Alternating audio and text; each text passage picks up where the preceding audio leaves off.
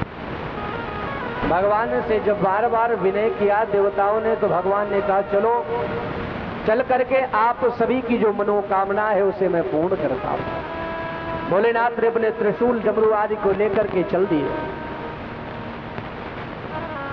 और यज्ञशाला में पहुंचे।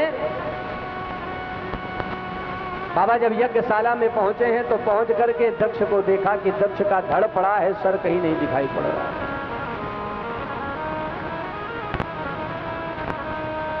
सारे देवताओं ने कहा प्रभु यज्ञ तो हो जाएगा लेकिन बिना जजमान के यज्ञ भी नहीं हो सकता है, और जजमान ही जब मरा पड़ा है तो यज्ञ कैसे होगा। प्रभु सर्वप्रथम जजमान को जीवित करो। तो जो नंदी महाराज का जो शाप था कि बकरे का शीश लगेगा, वो भगवान ने आज भोलेनाथ ने सार्थक कर दिया। कहा जाओ किसी बकरे का सर लेकर के आओ। देवगढ़ गए, एक बकरे का सर ला करके दक्ष के धड़ से लगाया है और भगवान भोलेनाथ ने अपनी अमृतमयी दृष्टि से देखा है, और जैसे ही देखा दक्ष जीवित हो गया। विचार करें, जब तक मानव का शरीर था, मानव का सर था, तब तक दक्ष बाबा की प्रार्थना नहीं इसने की, लेकिन आज जब बकरे का सर लग गया तो हाथ जोड़ के प्रार्थना करने लगा भोलेनाथ, बम बम बम का शब्द करने लगा।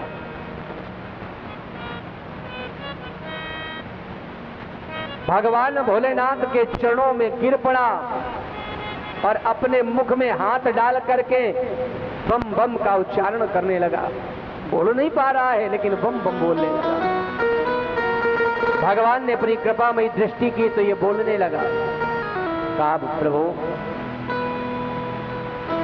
अहंकारी जो मेरा सर था वो दूर हो गया प्रभु, अब आपकी महिमा मैं जान गया हूं प्रभु, अब मुझ पर कृपा करें आप। भगवान ने कहा तुमने अपना प्रायश्चित कर लिया है इसलिए मैं तुम्हें क्षमा करता हूं, मांगो क्या चाहते हो। दक्ष ने कहा प्रभु मांगना तो बहुत कुछ है लेकिन बस कुछ ही चीज चाहता हूं। देखिए जितने भी भक्त हुए भगवान से ने जब मांगने के लिए कहा तो उन्होंने धन वैभव नहीं मांगा, परिवार भी नहीं मांगा, सुख भी नहीं मांगा, कि शरीर स्वस्थ रहे ये भी नहीं मांगा। केवल मांगा क्या कि प्रभु बस आपके चरणों में प्रीति बनी रहे। ऐसे ही धार्मिक अनुष्ठान हम कराते रहे और संतों का समागम होता रहे और मेरे द्वारा देवताओं को भाग मिलता रहे और जीवों पर कृपा होती रहे, बस इतना ही चाहता है, कुछ नहीं चाहिए। और दक्ष ने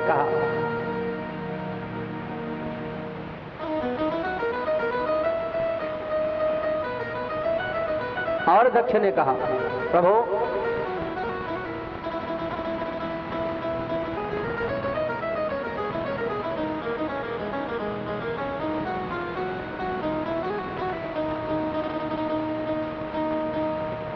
मैं एक वरदान और आपसे चाहता हूं। भगवान ने कहा क्या?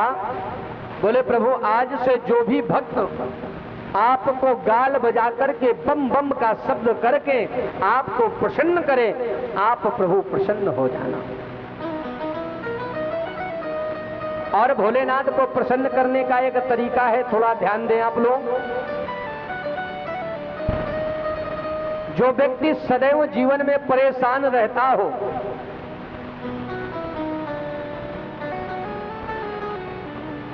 काम बनते बनते बिगड़ जाते हो, तो वो व्यक्ति करे क्या? 5 बेलपत्रों को लेकर के भगवान भोलेनाथ पर चढ़ावे। इस प्रकार से मैंने पहले भी बताया है कि ये जो वज्र है, इस वज्र को तोड़ करके जिस तरफ जीव बैठा हो, आप बैठे हो, उस तरफ वज्र ना हो। पहला बेलपत्र कहां पर चढ़ावें? जो जल गिरता है, जहां पर जल गिरता है, जब आप जल चढ़ाते हो तो जल वो अर्घ्य इसके बाद जो यहां पर गिरता है, एक बेलपत्र वहां पर रखें। पहला भगवान के गणों का स्थान है। दूसरा बेलपत्र जो अशोक सुंदरी का स्थान है, उस स्थान पर इस प्रकार से बेलपत्र रखें, बैठा करके। और तीसरा जो बेलपत्र है वो शिवलिंग पर कैसे चढ़ावें, इस प्रकार से चढ़ावें कि ये वज्र जो है ये आपकी तरफ ना हो, विपरीत दिशा में हो। और चौथा बेलपत्र कहां पर चढ़ावें, जो मैंने बताया दो शिवलिंग होते हैं, एक हरीश्वर शिवलिंग, एक शक्ति शिवलिंग। हरीश्वर शिवलिंग जो डमरू की तरह होता है, तो ऐसे शिवलिंग पर अगर आप हो तो क्या करें, जो नीचे का भाग होता है, अर्घ्य के नीचे का भाग, उस बेलपत्र, उस पर भी एक बेलपत्र चिपका दें।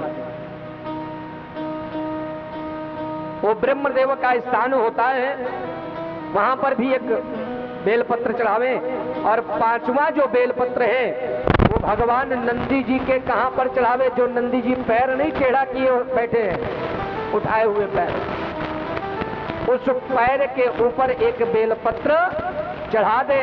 और इतना करने के बाद जो आपके हृदय में भाव है, उस भाव को नंदी महाराज से कह दे। तकरीबन 41 दिन में आपका कार्य धीरे धीरे बढ़ने लगेगा और 1 वर्ष में प्रभु की कृपा अवश्य आप पर हो जाएगी।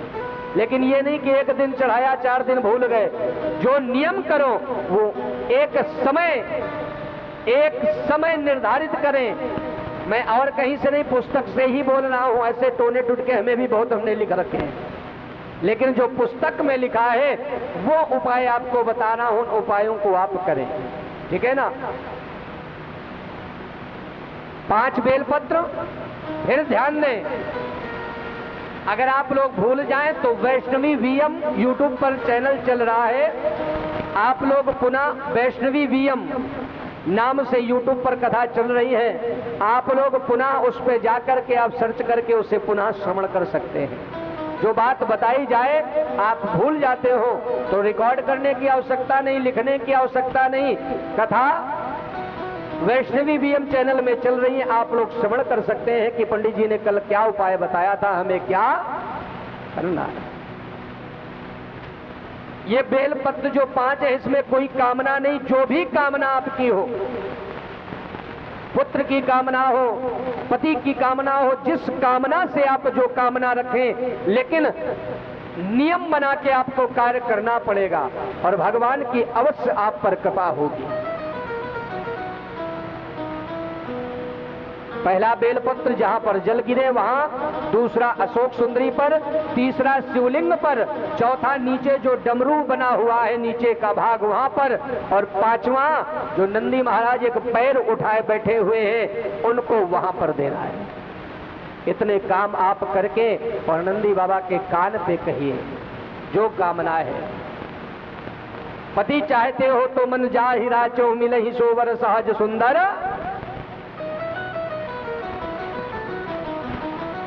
ये सारे काम अगर आप भाव से करोगे, नियम से करोगे, तो अवश्य मेरा भोलानाथ आप पर कृपा करेगा। दूसरा भाव ध्यान दें।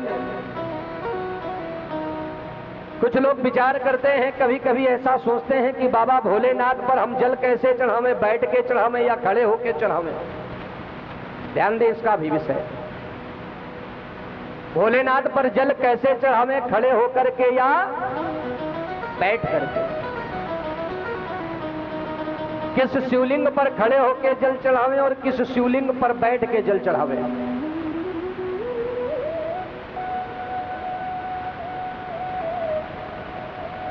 मैंने बताया 2 शिवलिंग हैं, हरीश्वर और शक्ति।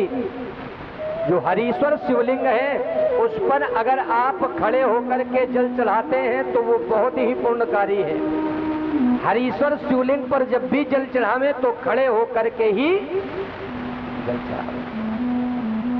लेकिन जो शक्ति है, जो स्वयंभू है, जो स्वयं से प्रकट है, जिसका जो शिवलिंग है जो धरती से जुड़ा हुआ है, उस शिवलिंग पर हमेशा जैसे परमट है, ये स्वयंभू है। आप 12 ज्योतिर्लिंगों में जाते हैं, ये स्वयंभू हैं। इन शिवलिंगों पर जब आप जल चढ़ावें तो बैठ करके जल चढ़ाना चाहिए। बोलो शंकर भगवान की जय हो।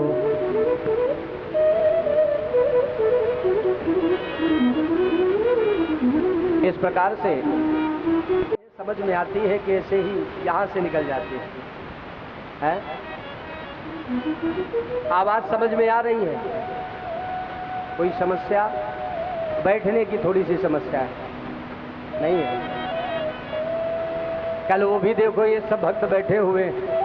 आप लोगों को जब जब कष्ट होता है, पूरा जो यूनिट है, पूरा ग्रुप एक साथ बैठ के विचार करता है कैसे लोगों।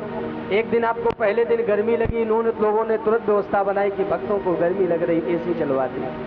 आज बैठने की समस्या हो रही है, तो कल उसका भी ये लोग विधान बनाए। बोलो शंकर भगवान की जय हो। हर हर महादेव। इधर भगवान भोलेनाथ ने जब दक्ष को जीवित कर दिया, आगे जब यज्ञशाला के पास मेरे भोलेनाथ पहुंचे हैं, सती के शरीर को देखा है।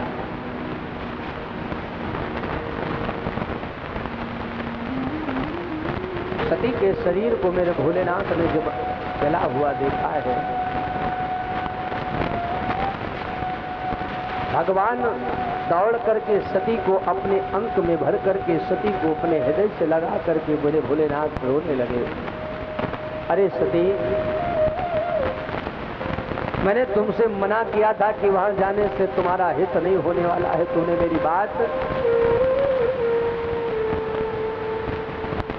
आज तुम्हारी यह स्थिति हो गई।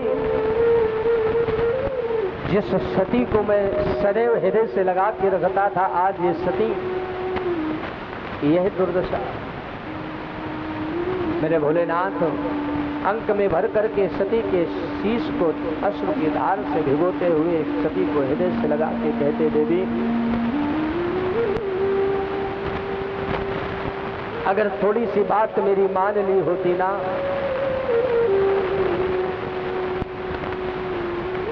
तो आज हमारा और तुम्हारा जो बिछोह है वो कभी नहीं होता। भगवान भोलेनाथ ने मैया सती को गोद में उठाया है, आंखों में क्रोध भरा हुआ है। क्रोध में भर के भोलेनाथ मानो अपने तीसरे नेत्र को मेरे प्रभु खोलना चाहते हैं सती को देख करके। इतनी दशा जब भगवान भोलेनाथ ने देखी है, क्रोध में भर आए, मानो ऐसा प्रतीत होता है कि ये जो संसार है सारा भस्म हो जाएगा। भगवान तांडव करने लगे, मानो ये संसार, ये जो पृथ्वी है कंपायमान होने लगी। पृथ्वी लगता है कि रसातल को चली जाएगी। सारे देवता हाथ जोड़ के प्रार्थना करने लगे। भगवान नारायण से हाथ जोड़ा कि प्रभु, अगर आप ही चाहेंगे तो भगवान भोलेनाथ के क्रोध को शांत कर सकते हैं, नहीं तो कोई संसार में ऐसा, अगर प्रभु का क्रोध और बढ़ गया तो संसार में कोई भी व्यक्ति भगवान भोलेनाथ के क्रोध को शांत नहीं कर सकता है।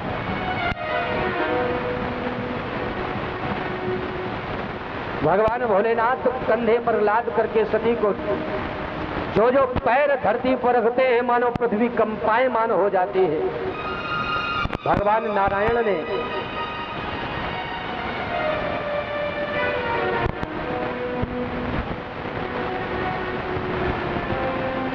और भाई थोड़ा थोड़ा, हाँ सभी लोग आ जाओ भाई। बोलो शंकर भगवान की।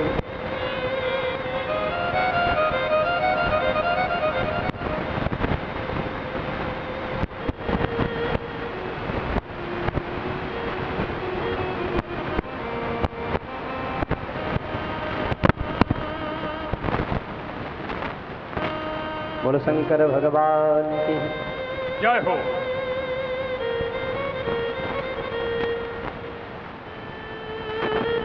भगवान नारायण ने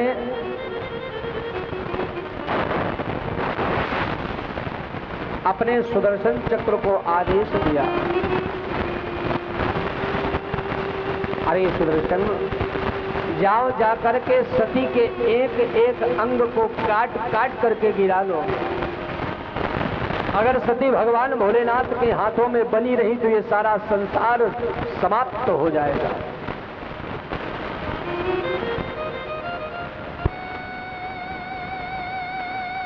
भगवान के आदेशानुसार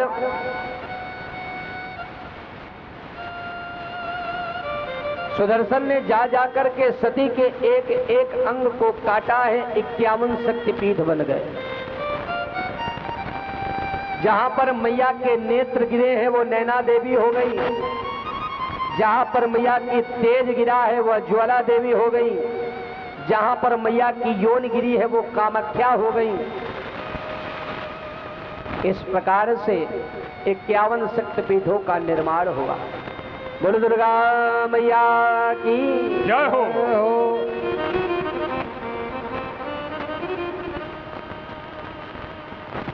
भगवान नारायण ने इस प्रकार से शक्ति के सारे अंगों को काट काट के गिराया और भगवान भोलेनाथ का जब क्रोध शांत हुआ तो आज भोलेनाथ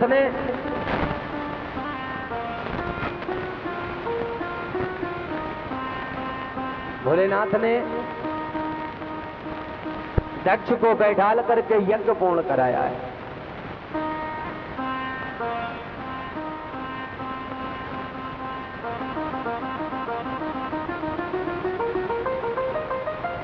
सारे देवता अपने यज्ञ के भाग को लेकर के बड़े प्रसन्न हुए और भगवान भोलेनाथ की भूर भूर प्रशंसा की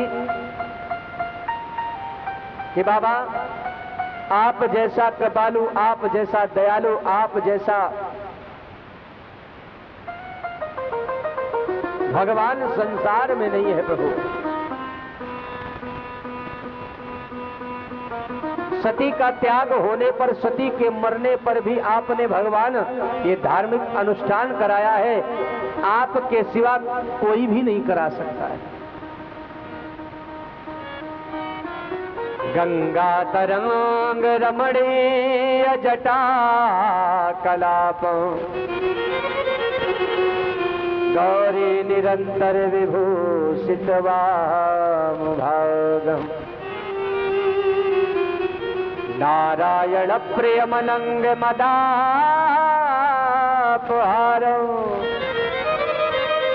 वाराणसी पुरपतिं भज विश्वनाथम्।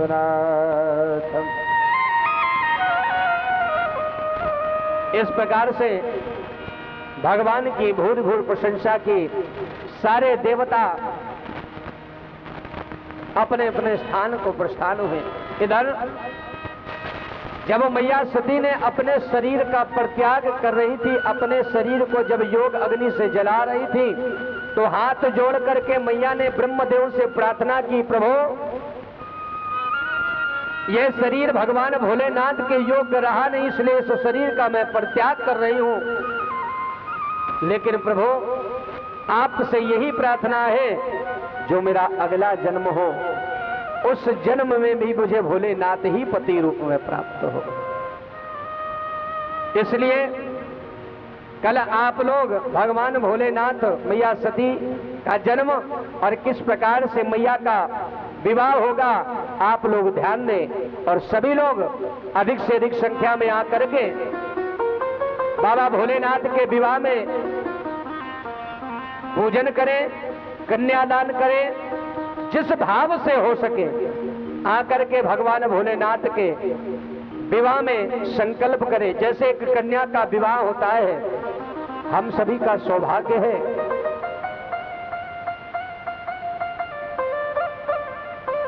देखो लाना क्या क्या ये तो आप पर है ना, ये आप पर है किस प्रकार से कन्यादान, किस प्रकार। जैसे देखो विवाह होता है,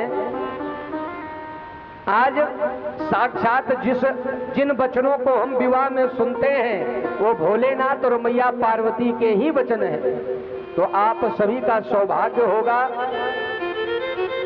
कि आप सभी लोग साक्षात भोलेनाथ का विवाह के कन्यादान तो मानो मैया पार्वती का कन्यादान आप भोलेनाथ के हाथों में करेंगे।